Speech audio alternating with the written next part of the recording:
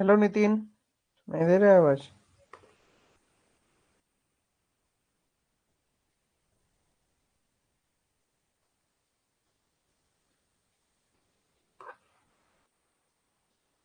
हम्म। मोहिनी भी आ गया है। क्या हर रोज इतना ही स्ट्रेंथ रहेगा क्या? मोहिनी, तुम्हारा तो इशू सॉल्व हो गया। तुमको जो दिक्कत हो रहा था वो तो सॉल्व कर दिया गया है। टाइमिंग का।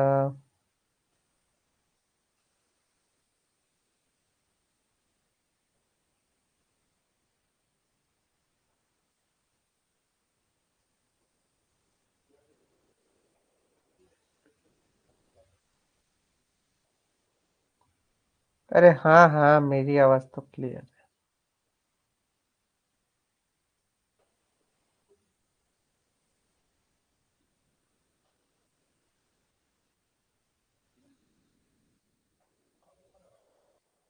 ओके। ठीक है। तो शुरू करते हैं।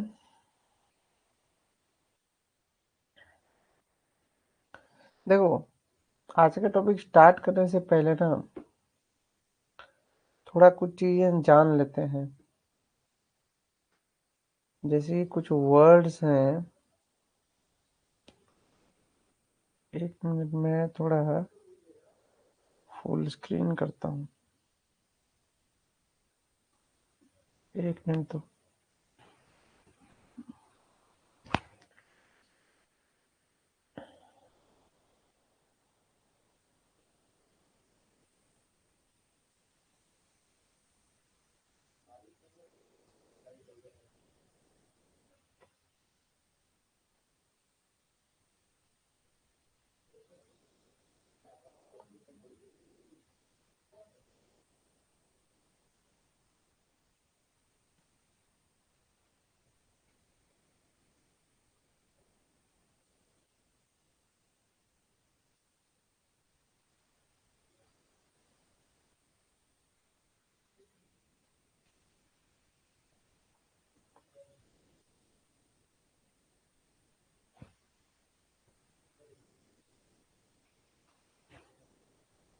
हम्म। थोड़ा फुल स्क्रीन करके देखते हैं पकड़ रहा या नहीं पकड़ रहा है।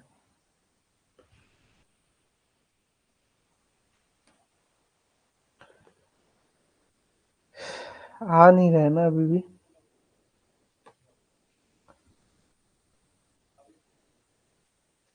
कुछ तो कहीं एक इशू हो रहा है जिसकी वजह से आ नहीं रहा है। एक मिनट मेरे को देना, बस मैं थोड़ा सेटिंग में चेंज करके देखता हूँ।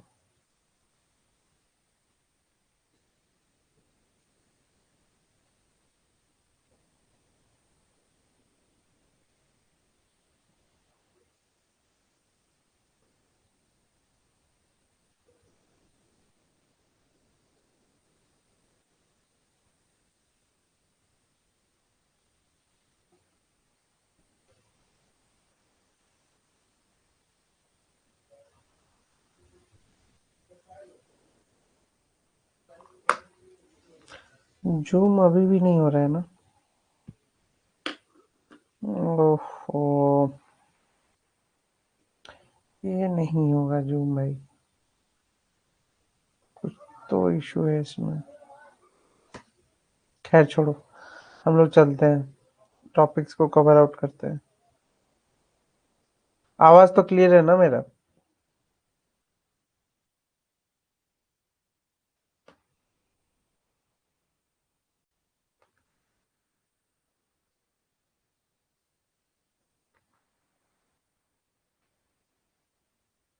दिख रहा है ना सब?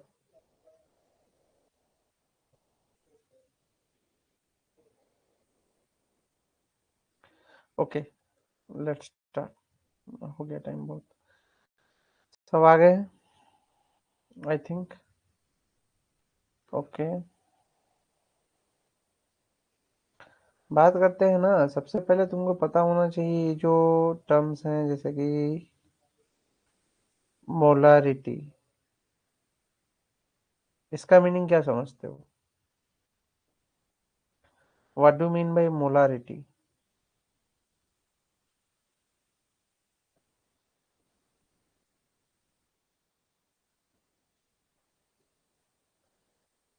मोलारिटी का मीनिंग क्या समझते हो? बताओ।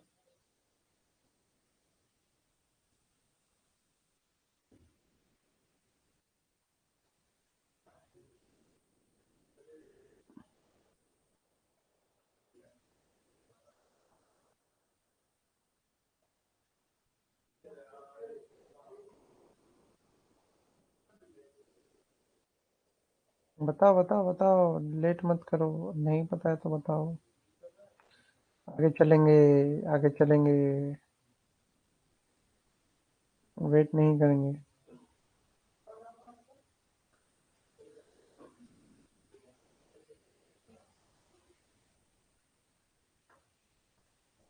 पता है। Good evening, good evening. अरे तुमको कुछ क्वेश्चन पूछ रहा हूँ तो सो जा रहे हो क्या तुम लोग सब? मोलारिटी का मीनिंग क्या है?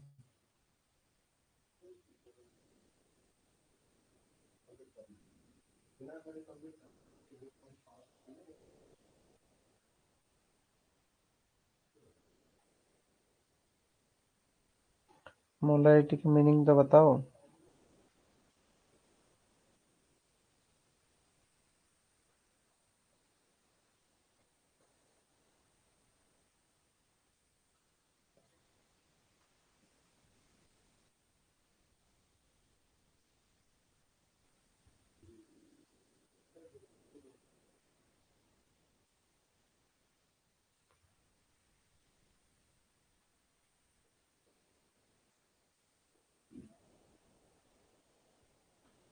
May be in. Okay. Somewhat correct answer है।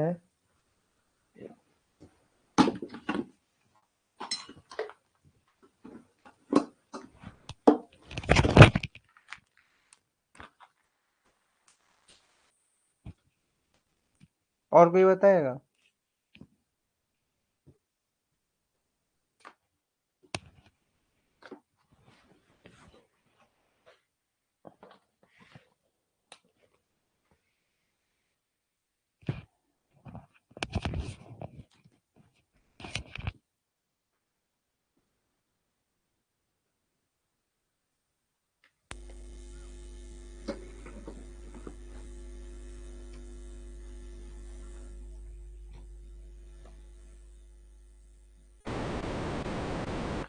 सर रोज यही टाइम पर क्लास होगी? अरे हाँ यार, अब तो होगा इसी टाइम पे।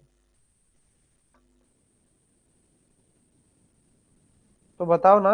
मोहिनी, तुम क्वेश्चन का आंसर नहीं देता है, आलतू फालतू आंसर क्वेश्चंस पूछता है तुम बैठ के। जो जरूरी चीज है उसका आंसर ही नहीं देते हो तुम।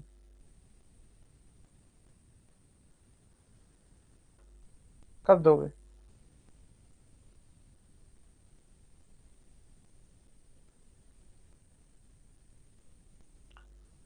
मैं जो पूछ रहा हूँ उसका आंसर कोई दे ही नहीं रहा है। दोगे तब ना। तो मोलारिटी होता क्या है, कोई बताएगा?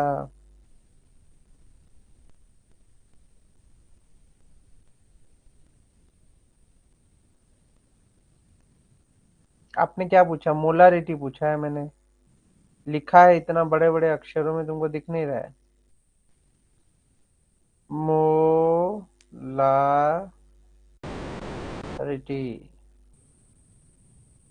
ये पूछ रहा हूँ, ये क्या है? बताओ।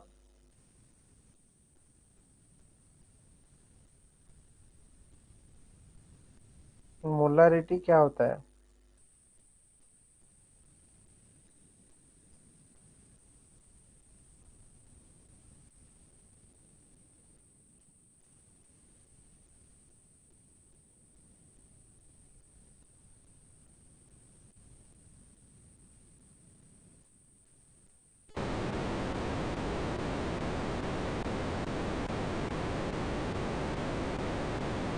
तुम ये गूगल से कॉपी पेस्ट कर दिए हो नितिन। मैं इसीलिए चेक करता हूँ ये चीज, कौन गूगल से कॉपी पेस्ट कर रहा है, कौन नहीं कर रहा है, दैट आई एम सीइंग। ठीक है, तुम ये जो किए हो ना, ये कॉपी पेस्ट कर दिया गूगल से। मैं वही खोल के इसलिए बैठा हूँ, मैं चेक कर रहा हूँ।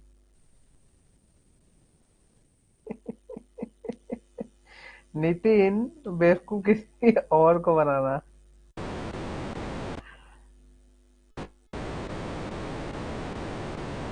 एग्जैक्ट यही डेफिनेशन है, बट पहली वाली नहीं है। अरे भाई, वही खोल के रखा हुआ है मोलरिटी में। सब मैं चेक कर रहा हूँ इसीलिए।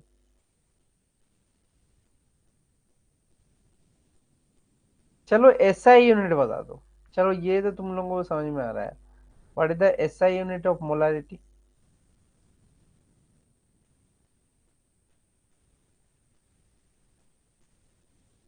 मोलारिटी तो हो गया तुम्हारा number of moles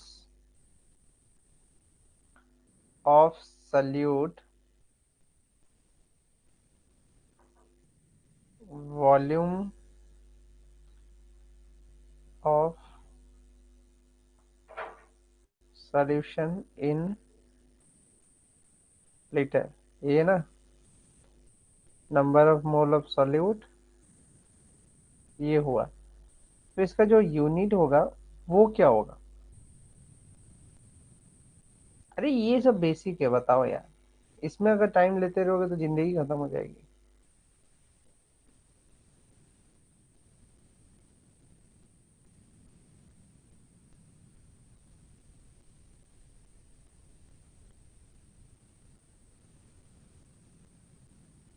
hmm. Moles per litre.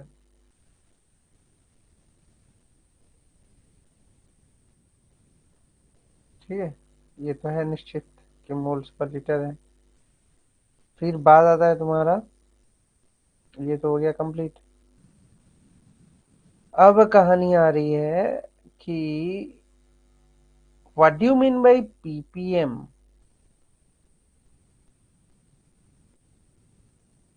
Ppm क्या होता है भाई?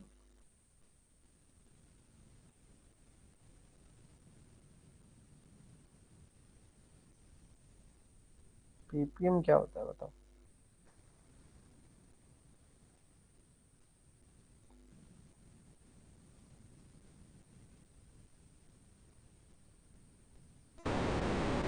बताओ बताओ बताओ।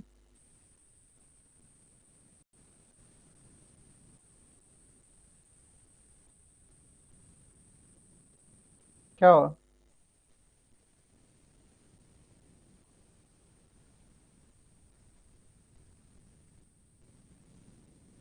पार्ट्स पर मोल। पार्टिकल पर मोल, ये क्या है भाई? पार्टिकाल, ज्योति।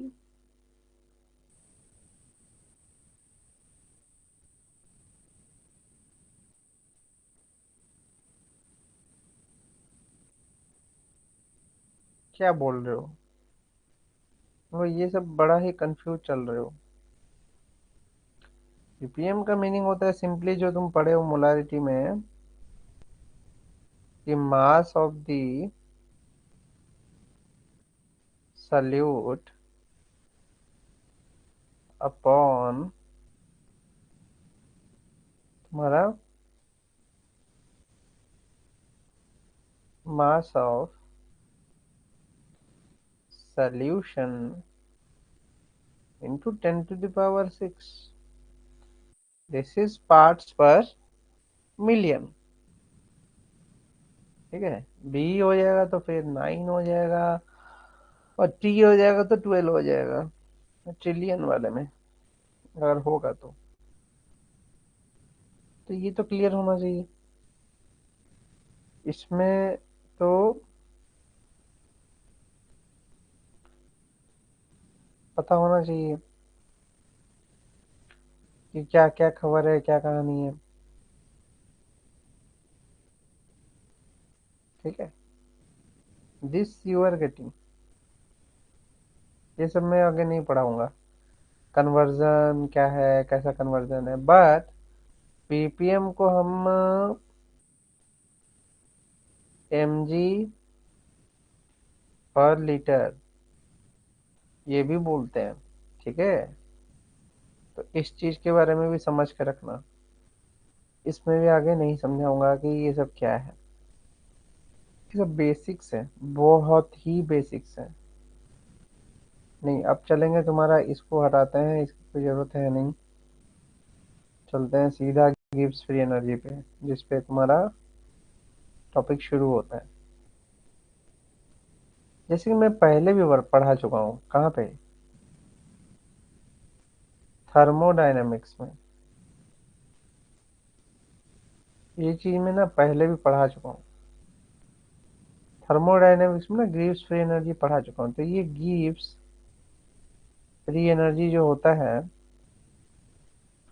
Also known as Gibbs function. ठीक है, और फ्री एंथैल्पी। फ्री एंथैल्पी, देखो वर्ड यूज किया एंथैल्पी। एंथैल्पी का मीनिंग होता ही है हीट। ओके, जब मैं एंथैल्पी नाम का वर्ड यूज कर रहा हूँ, that itself denotes heat. Clear, वो हीट को ही रिप्रेजेंट कर रहा है। And is a quantity that is used to measure the maximum amount of work done in a thermodynamic system।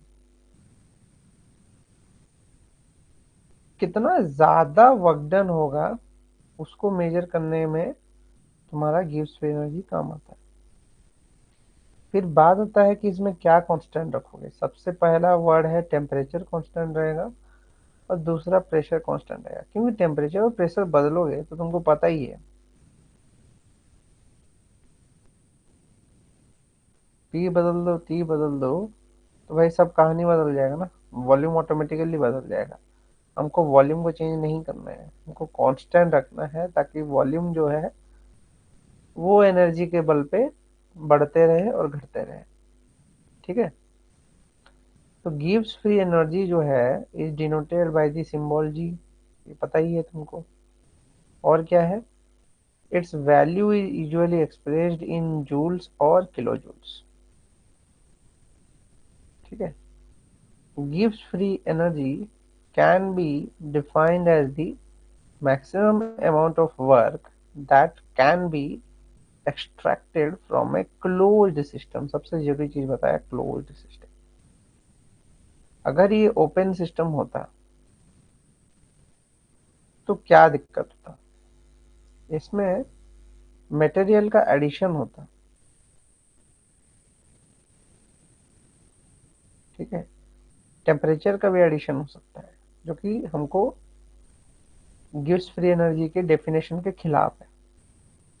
हम नहीं कर सकते। टेम्परेचर और प्रेशर को कांस्टेंट लेके ही चलना होगा। ठीक है,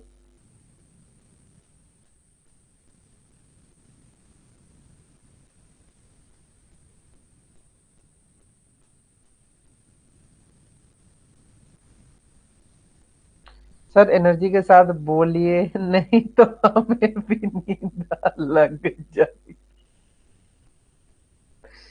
मेरी आवाज सुनाई नहीं दे रही है तुमको? जोर जोर से नहीं आ रही है मेरी आवाज?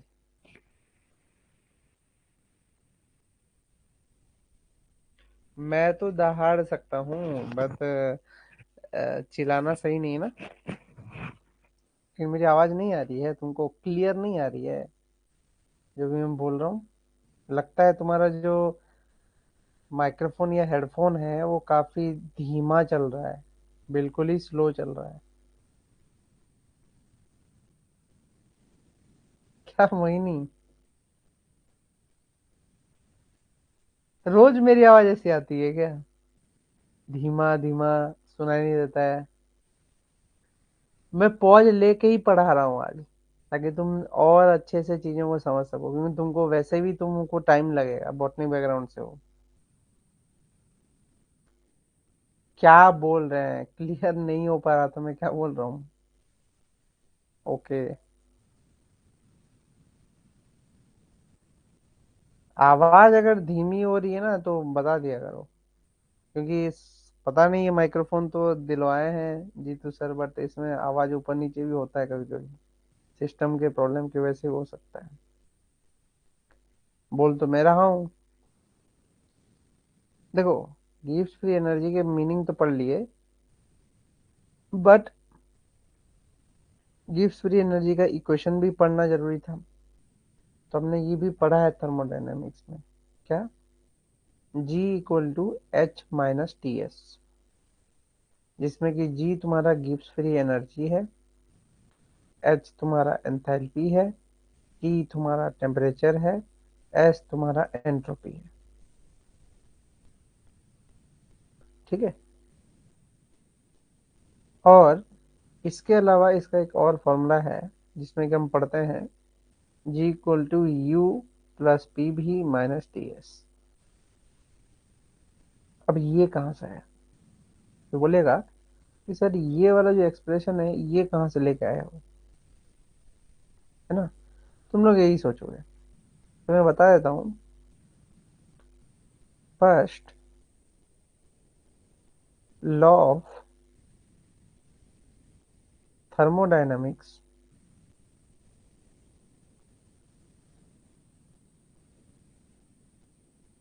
में हमने पढ़ा था क्या, Q equal to U plus W.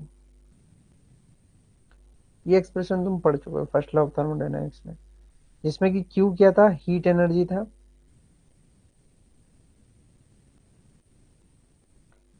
ठीक है। U तुम्हारा इंटरनल एनर्जी था। W तुम्हारा ना पी वी है। ठीक है। ये तुम्हारा वर्क डन है।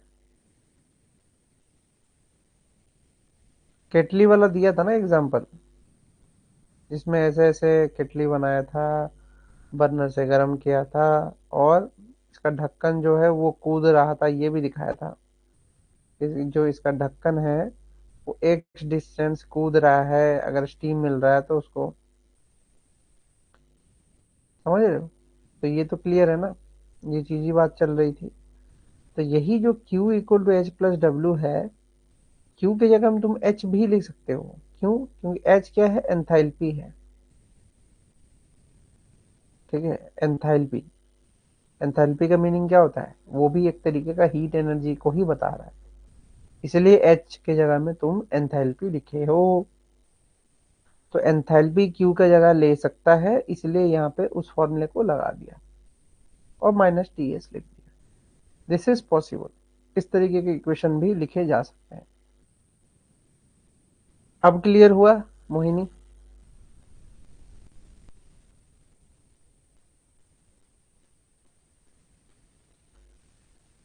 ज्योति, क्लियर हुआ?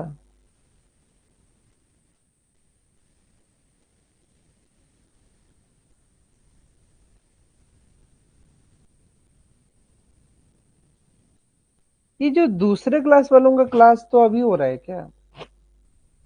दूसरे बैच के बच्चे आया ही नहीं है आज कोई भी। नितिन, तुम लिया है क्या?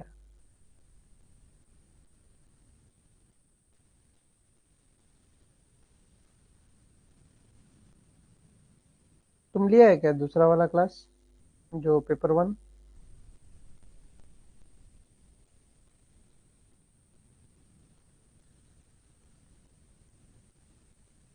ओके। फिर भी आज कोई नहीं है, मेरे को तो जीतू सर ने बोला था टाइम चेंज करके यही टाइम पे करने के लिए। खैर, हमको क्या करना है, हमको तो क्लास करना है, कुछ मतलब नहीं है। हमको ने बात की थी तो हमारी क्लास को 9 बजे शेड्यूल किया गया है। चलो, अब हम चढ़ते हैं थोड़ा वेरिएशन की तरफ, कि गिब्स फ्री एनर्जी में वेरिएशंस की बात आती है, कि वेरिएशंस किस किस तरीके से हैं। तो गिब्स फ्री एनर्जी जो है वो एक स्टेट फंक्शन है। ये स्टेट फंक्शन का मीनिंग क्या होता है, hence it is does not depend on the path. State function का मीनिंग क्या होता है समझाता हूँ।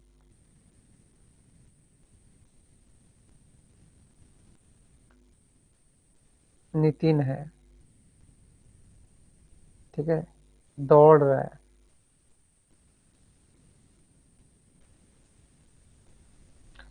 पहले इसके पास था 50 किलो जूल की एनर्जी। ठीक है, बीच में क्या हुआ, घट के ये पहुंच गया 25 किलो जूल।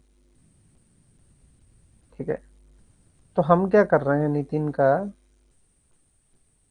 इनिशियल एनर्जी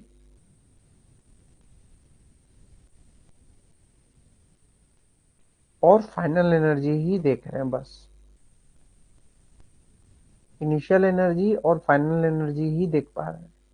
हम ये नहीं देख रहे हैं कि बीच में नितिन जो है फ्रूट जूस पिया तो उसकी एनर्जी 100 किलो जूल हो गई थी, फिर अचानक से वो बहुत साइकिलिंग किया तो उसकी एनर्जी 25 हो गई है। हमने ये नहीं चेक किया है। We are not checking the path, कि किस किस पाथ से गया है हम उसको चेक नहीं कर रहे हैं। We are not checking the path. ठीक है, we are just focusing on initial and final conditions, इसलिए हम उस पर डिपेंडेंट है। क्लियर? ये चीज क्लियर हुआ? हाँ या ना? क्लियर हुआ या नहीं?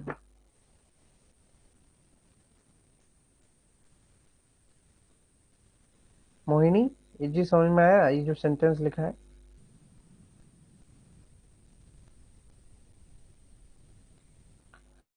ओके, तो इसमें भी वही फॉर्मूला दिया है, 1 मिनट दो।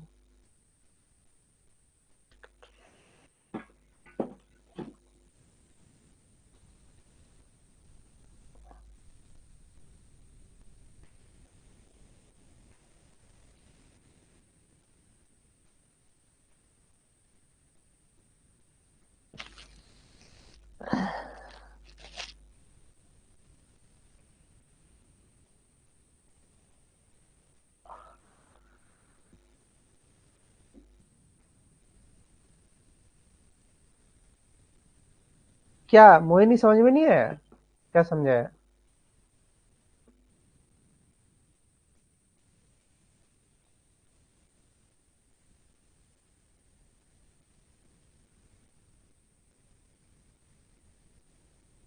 कहाँ तुम खोया रहता है क्या? मोहिनी, बोलो, आया समझ में या नहीं? फिर समझाएंगे, नहीं तो फिर गड़बड़ करोगे। क्यों करा रहा हूँ ये सब करा रहा हूँ स्टेटमेंट वाले क्वेश्चन के लिए, क्योंकि यूनिट 1, यूनिट 2 या यूनिट 3 हुआ या यूनिट 4 हुआ, इनमें ना भर भर के थ्योरी क्वेश्चन है।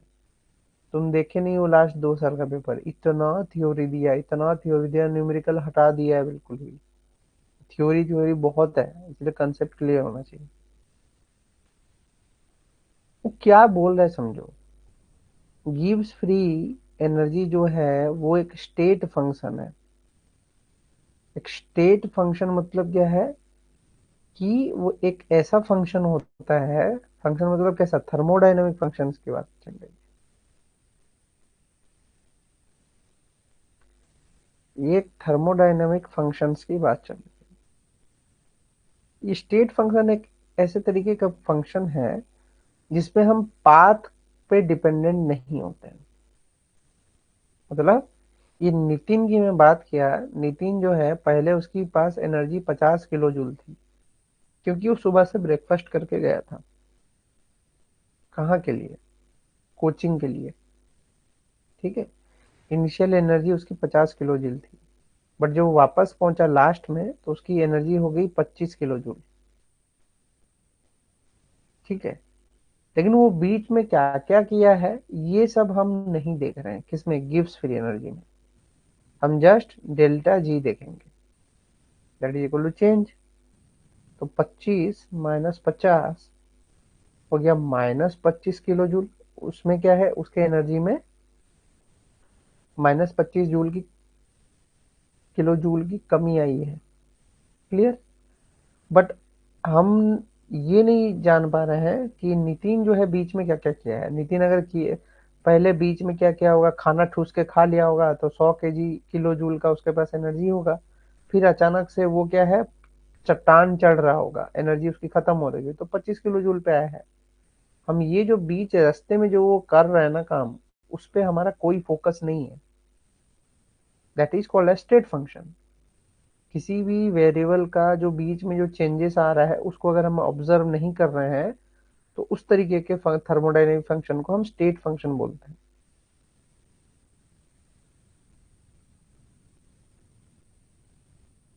ओके, तो वो बोलो ना, तुम्हारे घर में प्रॉब्लम है, भजन कीर्तन हो रहा है, मेरी आवाज कैसे नहीं जा रही, मैं वही सोच रहा हूँ। रोज तो जाती है मेरी आवाज।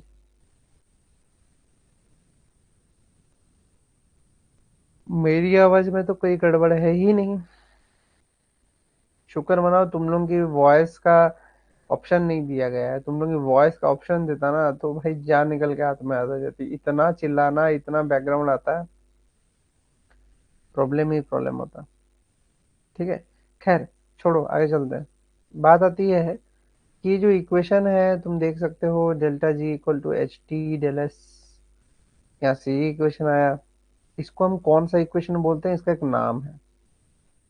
This is called as Gibbs Helmholtz equation. Question किस चीज पे आए हैं लास्ट 2-3 साल में, इस पे, कि जब delta G greater than zero होता है, the reaction is a non spontaneous and androgenic. ये पहले भी पढ़ा चुका हूँ।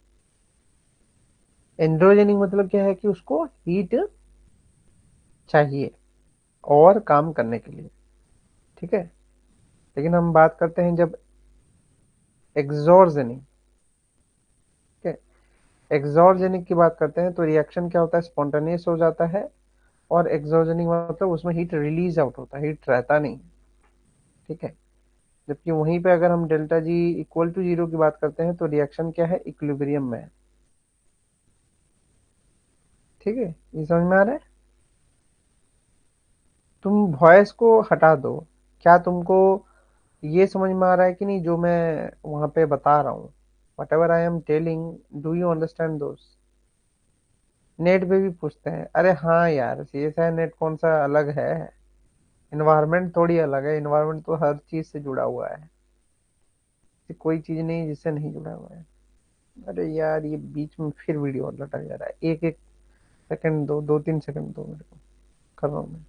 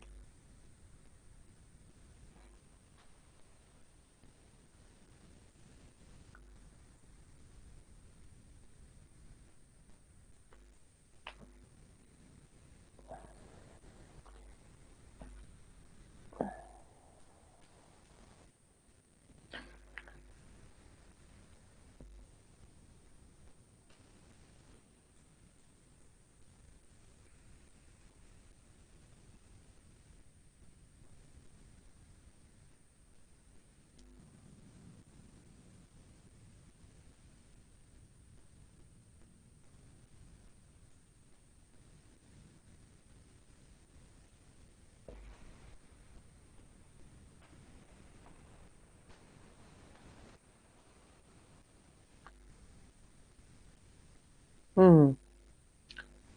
तो जो मैं बात कर रहा हूँ, सर हमने ग्रुप में एसआरबी नेट से रिलेटेड कुछ क्वेश्चन पूछे थे। मैंने एक्चुअली में देखा नहीं है, तुमने पूछा था क्या ग्रुप में?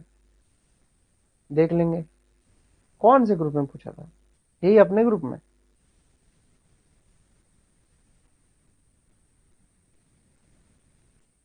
मैं देख लूंगा, अगर पूछा है तो देख लूंगा, बता दूंगा। ओके, देख के मैं बता दूंगा। क्लास खत्म होने दो।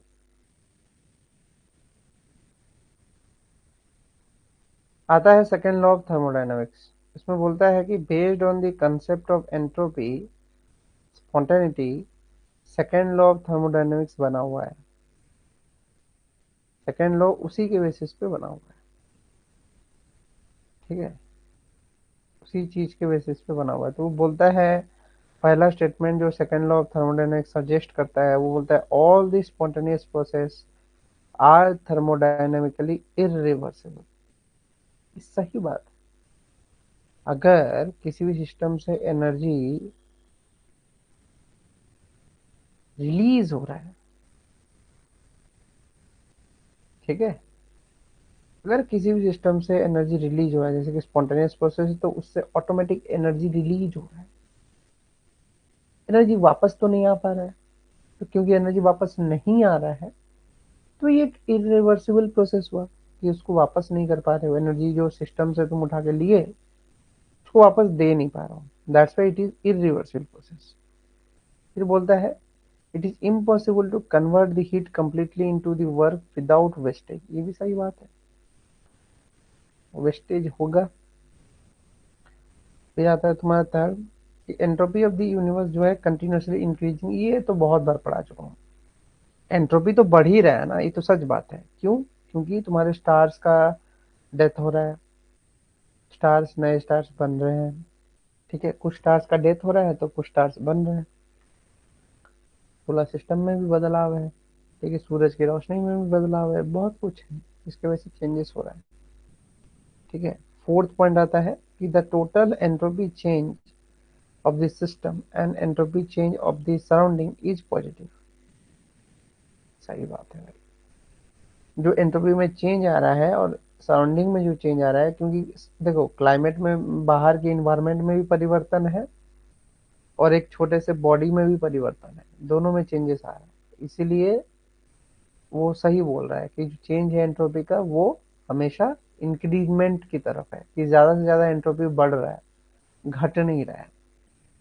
एंट्रोपी मतलब समझते हो ना, degree of randomness. Degree of randomness का मीनिंग क्या होता है कि सपोज करो कि एक मॉलिक्यूल है, इसको तुमने हीट दे दिया, वो आगे दूसरे मॉलिक्यूल को हीट देगा, तीसरे मॉलिक्यूल को हीट देगा, चौथे को देगा, ऐसे बढ़ते जाएगा, वापस नहीं आएगा हीट। यही चीज वो समझा रहा है। तो हमको क्या जानना है? हमको जानना है कब कब स्पॉन्टेनियस होता है, कब कब नहीं होता है। तो इसको जानने के लिए क्या देखना होगा तुमको? कंडीशंस हैं कुछ।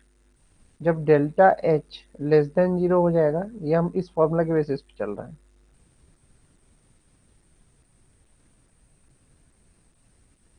ठीक है। तो डेल्टा एच मतलब हीट का जो चेंज है वो नेगेटिव हो, और डेल्टा एस जो है वो पॉजिटिव हो। तो दोनों ही नेगेटिव हो जाएंगे। तो नेगेटिव कंडीशंस जब भी बनते हैं तो तुम्हारा स्पॉन्टेनियस हो जाता है सारे टेम्परेचर पे, ठीक है। बट जब दोनों पॉजिटिव कंडीशंस बनाते हैं, ठीक है, दोनों ही पॉजिटिव, ये पॉजिटिव और ये पॉजिटिव, तो spontaneous only at high temperature, high temperature पे ही स्पॉन्टेनियस होगा। क्योंकि ये वाला वैल्यू तभी बढ़ेगा ना जब हाई टेम्परेचर होगा, ठीक है। फिर आया लेस देन, यहाँ पे भी लेस देन, यहाँ पे भी लेस देन, ठीक है। तो स्पॉन्टेनियस कब होगा यहाँ पे? जब तुम्हारा टी डेल स्मॉल होगा।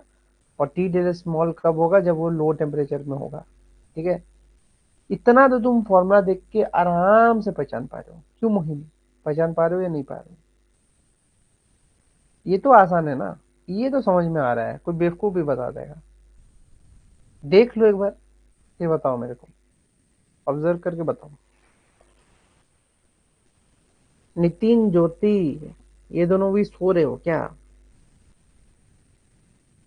नितिन एंड ज्योति,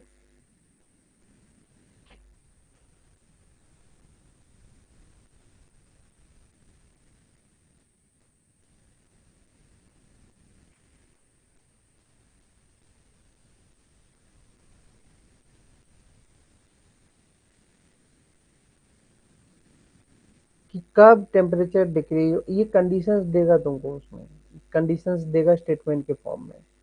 इसीलिए ये इंपॉर्टेंट टॉपिक है। एक एक क्वेश्चन छोड़ना और एक एक क्वेश्चन को गिव अप कर देना एक एक क्वेश्चन में, वो बहुत समस्याजनक चीज है, वो मत करो, ठीक है। चलो आगे चलते हैं। अब आ गया तुम्हारा एक न्यूमेरिकल। इस क्वेश्चन को बनाओ, बनाओ इस क्वेश्चन को, तो फिर मेरे को बना के दिखाओ। देख रहा हूँ मैं तुम लोगों का चैट बॉक्स।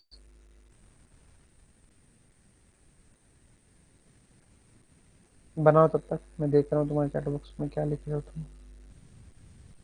तब तक मैं मोहिनी का क्वेश्चन भी देखता हूँ, क्या पूछ रहे हो।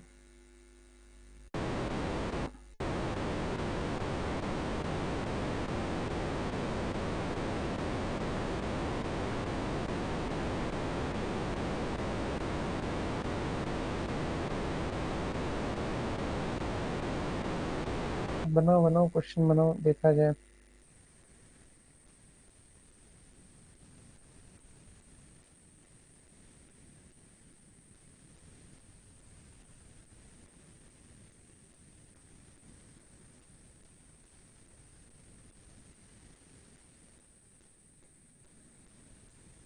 क्या ये सब चीजें तो बता देंगे इसमें तो।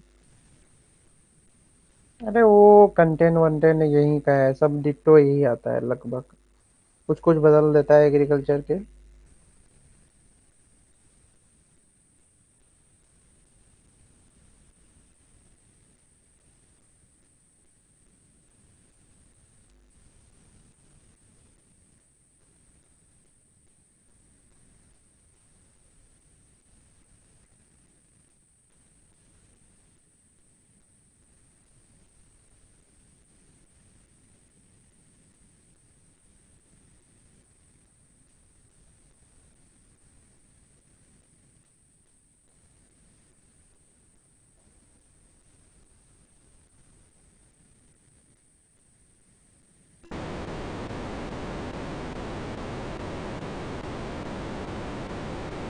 अरे वो पता है, वो पूछा है कितना टेम्परेचर में होगा, वो सॉल्व करके दो। वो तो मेरे को पता ही है। तुम क्या सोच रहे हो पता नहीं है मेरे को? मैंने वो क्वेश्चन क्या लिखा हूँ वो तो पढ़ो। लेकिन तुम भी नहीं बना पा रहा है क्या?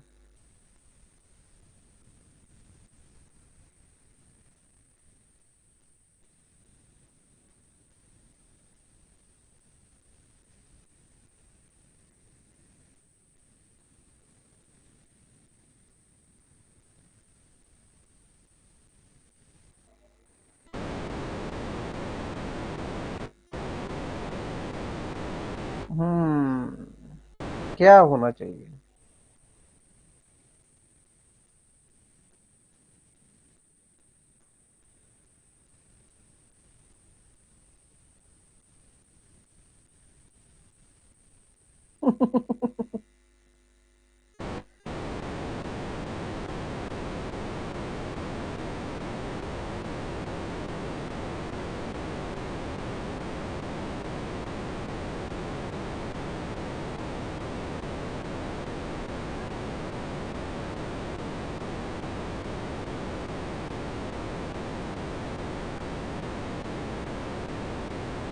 ठीक है, बहुत ही सिंपल है, बताता हूँ। देखो कि डेल्टा एच जो है उसकी वैल्यू दी है 28 किलो जूल। ठीक है, तो 28 किलो जूल का जो आएगा, -28 का वो कितना आएगा? 28 × 10⁻³ ठीक है, और डेल्टा एस का वैल्यू कितना दिया है? -60 जूल पर केल्विन। नहीं पर, हाँ जो है kelvin, kilojoule per kelvin ही है। ठीक है, डेल्टा एस की वैल्यू जो है। ठीक है, तो ये तो दे रखा है, इसको तो हमको कुछ चेंज करने की जरूरत नहीं है, ये ऑलरेडी दे रखा है गिवन के फॉर्म में।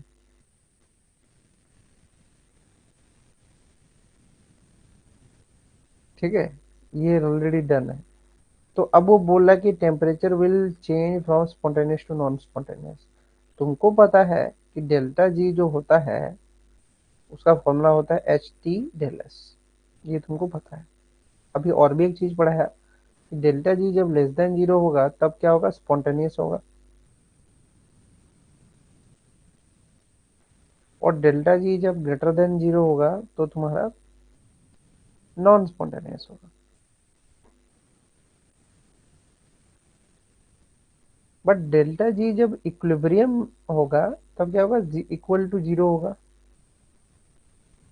तो हमको ये जो जीरो बनाओगे तभी ना तुम वो पॉइंट फाइंड कर पाओगे जहां पे वो बनने के चांसेस हैं। क्लियर? तो हम क्या करते हैं, तो डेल्टा जी को हम जीरो मान के चलते हैं।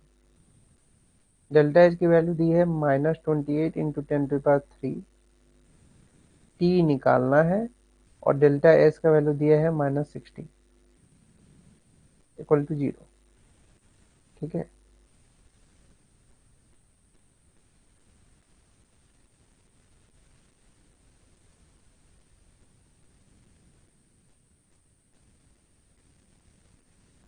ओके, तो अगर हम बात करते हैं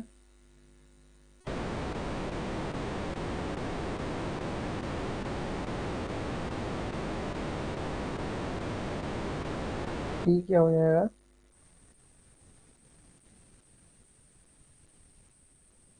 0 0 कट गया।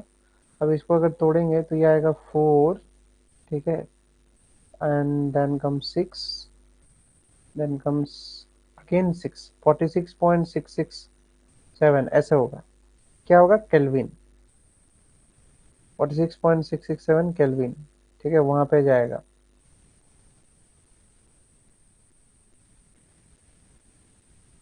जीरो, ठीक है। अब बात करते हैं कि अगर ये टेम्परेचर तुम्हारा 467 हो जाता है, ठीक है, ये इक्विलिब्रियम में 46.67 है। अगर 467 केल्विन बना दोगे इसको, ठीक है, 467 केल्विन बना दोगे तो क्या होगा? ये तुम्हारा स्पॉन्टेनियस से नॉन स्पॉन्टेनियस बन जाएगा, ठीक है।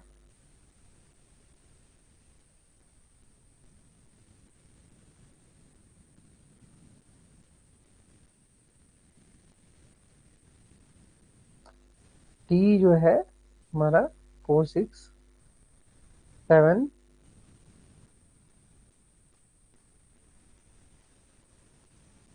केल्विन है, ठीक है। कुछ टेम्परेचर पे तुम्हारा ये स्पॉन्टेनियस से नॉन स्पॉन्टेनियस बन जाएगा, ठीक है। ये तो बहुत सिंपल है। नेक्स्ट क्वेश्चन देखो क्या पूछ रहे हैं।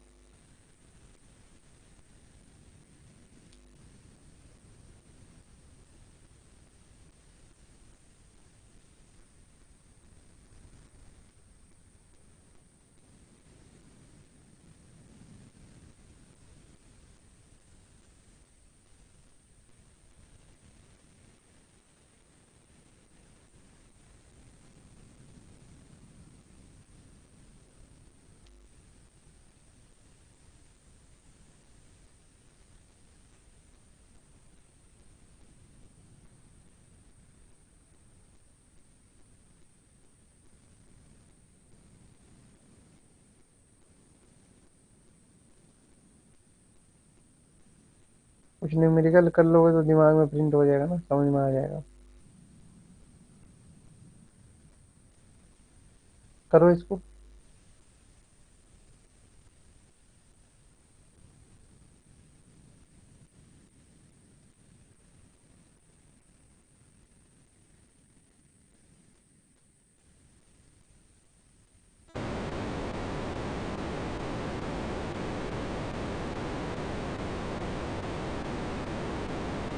क्या किए हो? अरे पिछला क्वेश्चन समझ में आया कि नहीं मोहिनी और ज्योति को? जो पिछला क्वेश्चन किया था, delta G zero value put करके निकाला था, नितिन समझ में आया या नहीं आया था?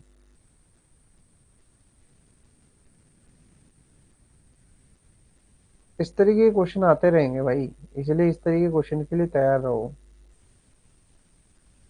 खैर तुम लोग टाइम लेगा, मैं समझा देता हूँ, ठीक है। देखो इसमें से ना डेल्टा एस निकालने की जरूरत है। तो डेल्टा एस जो है उसकी वैल्यू कुछ दे रखी है तुम लोगों को?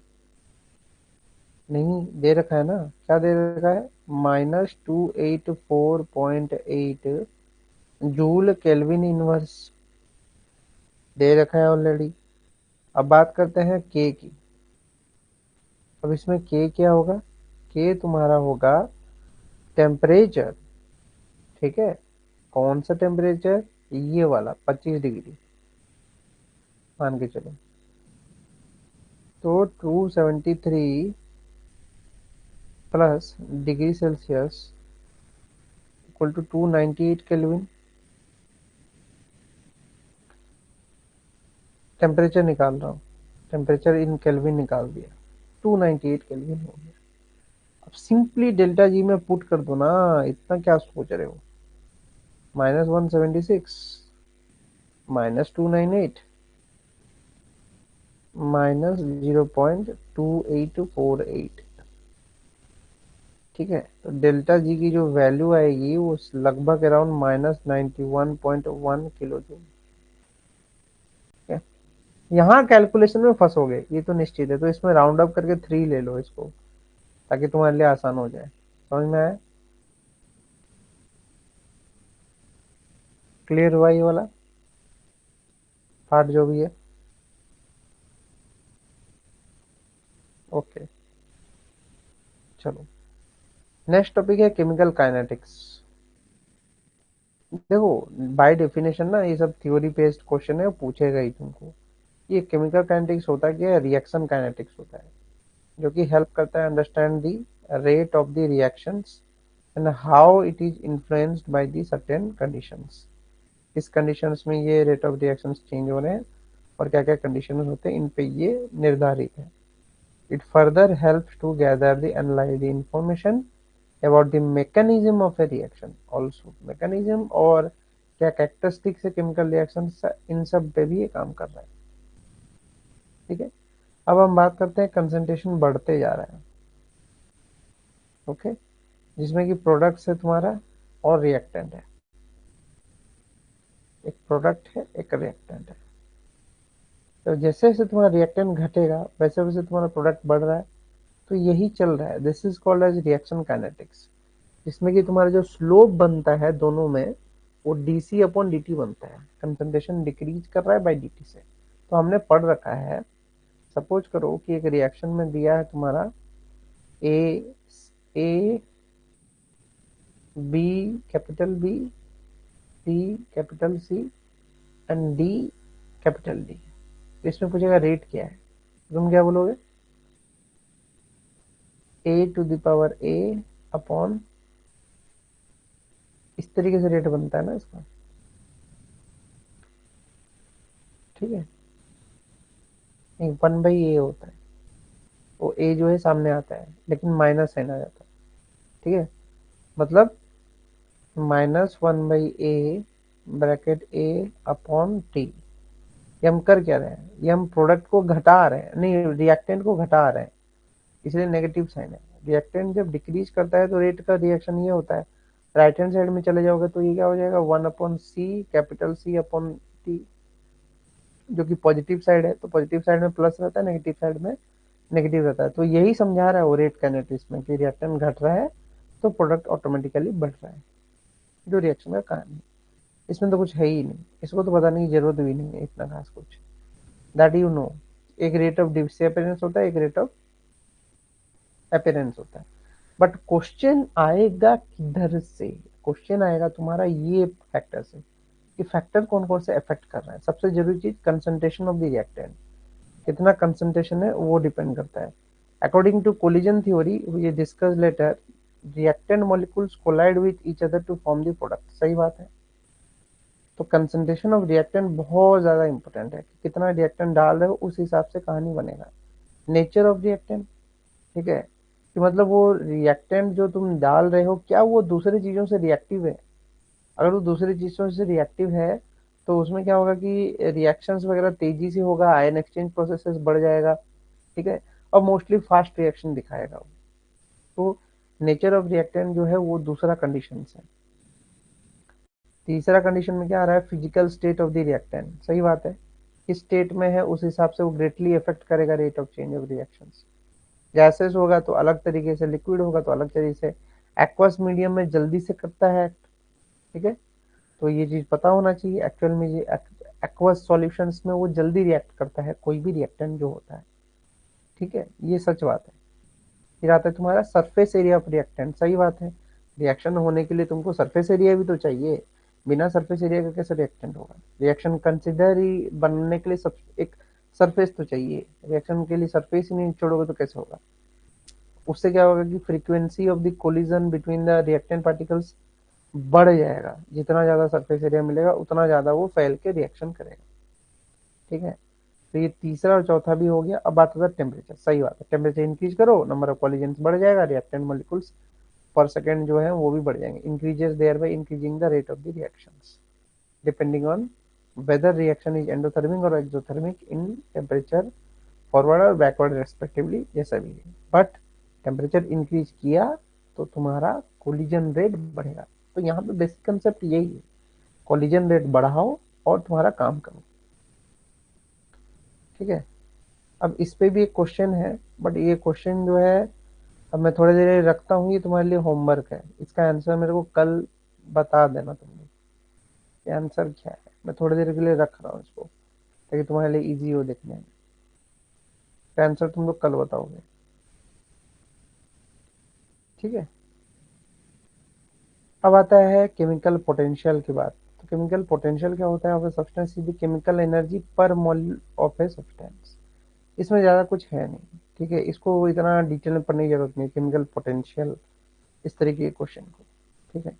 ये लास्ट ईयर का क्वेश्चन शायद पहले भी डिस्कस कर चुका हूँ, वापस दिखा दे रहा हूँ। यही वो क्वेश्चन था, वही जो इक्विलिब्रियम वाला 2021 का क्वेश्चन था यूसी नेट का, ये पहले भी करा चुका हूँ। वापस से तुमको दिखा दे रहा हूँ, जो तुम जानते ही हो ऑलरेडी। नेगेटिव होने से तुम्हारा स्पॉन्टेनियस रिएक्शन वगैरह ये सब वगैरह जो होता है, दैट यू नो, इसको बताने की वापस से जरूरत है नहीं खासकर। सर आप पहले हिंदी में कंटेंट शेड में होता था तो बहुत हेल्प हो जाता था। अरे बीच में मैंने पूछा था कि हिंदी और इंग्लिश दोनों रखूं क्या, तो सबने बोला कि नहीं सर इंग्लिश में भी चलेगा।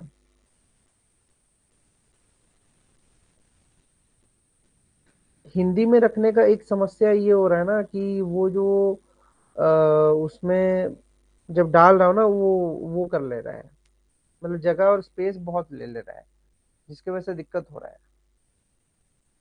ठीक है। जो वर्ड समझ में नहीं आते तो हिंदी में समझ लेते थे। हाँ, तो हिंदी का कंटेंट अगर तुमको चाहिए तो मैं कंटेंट जो पीडीएफ में दूंगा ना, उसमें हिंदी में डाल दूंगा। तुमको अगर यहाँ पे समझ में नहीं आ रहा है, लेकिन पेपर तो इंग्लिश में आएगा, पेपर बाइलिंगुअल नहीं आता है, यही तो समझा रहा हूँ। मैंने देखा है, खुद भी अटेम्प्ट किया है एक दो बार। बाइलिंगुअल नहीं आता है ना, क्या फायदा है हिंदी में समझ के भी। समझा तो दूंगा मैं हिंदी में। ठीक है। वर्ड अगर तुमको अच्छे से समझना है, अगर वर्ड की तुमको प्रॉब्लम है कि नहीं हिंदी में वर्ड समझ लूं, अगर हिंदी में वर्ड को समझ लूं ये समझ के चल रहे हो, तो एग्जाम में तो इंग्लिश डाल देगा। हिंदी में लिख भी दूं तो क्या समझ जाओगे? हिंदी में तो स्पॉन्टेनियस रिएक्शन का नाम ही गड़बड़ है, और खतरनाक वर्ड है वो। समझना है तुमको? नहीं समझना है तो फिर छोड़ दो ना, क्यों बेकार का उसके लिए पीछे पड़े हो कि हिंदी में समझना है। अगर हिंदी में दे दूंगा, कंटेंट दे दूंगा, पीडीएफ कंटेंट तो मैं दे दूंगा। अगर तेरे को पीडीएफ कंटेंट चाहिए हिंदी में तो that I can give you, ये कोई बड़ी बात नहीं है, पीडीएफ कंटेंट मिल जाएगा। टॉपिक समझ में आना चाहिए, हाँ वही मैं बोल रहा हूँ कि हिंदी में मैं तुमको कंटेंट दे दूंगा, जो पीडीएफ में तुमको प्रोवाइड हो रहा है ना नोट्स, तो उसमें हिंदी डाल दूंगा, ताकि तुम्हारे लिए इजी हो जाए। बट समझाने के लिए अभी जो समझा रहा हूँ ना, उसमें स्पेस बहुत खा रहा है हिंदी का, इसलिए पूछा भी था मैंने। तो चार पांच बच्चों ने मना किया था ना कि सर इंग्लिश में ही बनाइए, वो जगह ले ले रहा है। क्योंकि ये पेपर वन की तरह नहीं है ना, इसमें डायग्राम है, इसमें अलग अलग तरीके के फोटोज वगैरह लगाने होते हैं। ठीक है, और एक्सप्लेन करने के लिए तुमको कंटेंट बहुत है, थ्योरी बहुत है, कितना डालोगे हिंदी, कितना डालोगे? एक एक स्लाइड को मूव करने में तुमको 10 दिन लग जाएंगे। समझ रहे हो?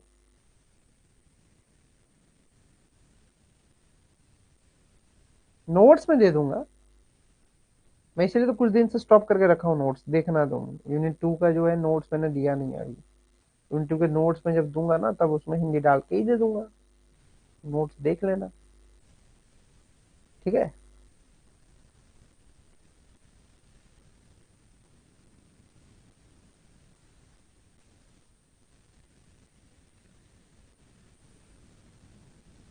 ओके। तो आज ये 3 टॉपिक पढ़ाया हूँ, ठीक है, इसके बाद ये सब टॉपिक्स और टच नहीं करेंगे। अब एक बचता है कार्बोनेट सिस्टम, हम लोग उसके बाद कोर केमिस्ट्री में घुस जाएंगे, बीओडी सीओडी। ठीक है, और कोआगुलेशन। ठीक है, फ्लोकुलेशन जो मेथड्स है ना, वो में घुसेंगे। और उसके बाद तो बहुत लंबा चौड़ा एक पूरा एनालिसिस वगैरह है, ग्रेविमेट्रिक जो टाइट्रेशन मेथड वो सब है। वो सब में और मजा आएगा, क्योंकि उसमें पूरा इंस्ट्रूमेंटेशन है, डायग्राम के साथ समझना है उसको। ठीक है, तो वो ज्यादा मजा आएगा क्योंकि वो डायग्राम है, और डायग्राम के साथ कहानी अच्छा लगता है करने में, क्योंकि वो प्रैक्टिकल एप्लीकेशन होता है फिर। एसआरबी नेट का बताइए भाई, ये एसआरबी नेट का क्या बताऊं? एसआरबी नेट का प्रीवियस ईयर का क्वेश्चन उठाओ और उसमें से तुम देखो क्वेश्चंस किस तरीके से। मेरे टाइम में मैं जब दिया था वो क्लियर किया था, तो उसमें से तो सॉइल केमिस्ट्री वगैरह ज्यादा पूछा था।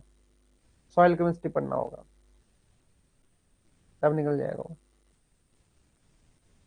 हम एग्रीकल्चर बायोटेक्नोलॉजी से फॉर्म डाले हैं। कोई नहीं, उसका सिलेबस भेजो फिर बात करेंगे, या इन्वायरमेंटल से। इन्वायरमेंट से डालो। एग्रीकल्चर बायोटेक्नोलॉजी कैसे कर लोगे तुम?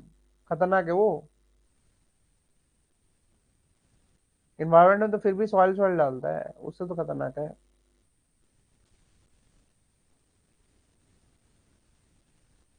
ठीक है, जाओ डिनर विनर करो भाई, मौज करो। चलो गुड नाइट।